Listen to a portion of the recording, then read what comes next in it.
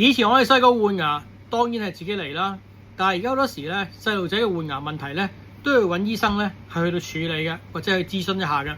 嗱，咁記住喎，換牙咧係一個自然嘅生理現象，係唔需要過分擔憂嘅。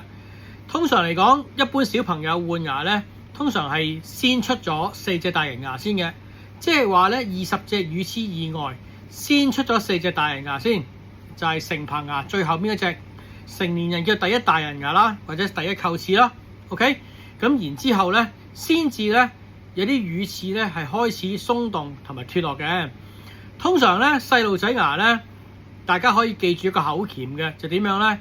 下低中間4隻門牙咧，通常係出咗先至會甩嘅，而其他嘅大人牙咧，通常一般都係乳齒甩咗，大人牙先會出現㗎。所以如果出現咗一啲調翻轉嘅狀況嘅話咧，有機會咧啲牙齒排列將來係會唔整齊嘅。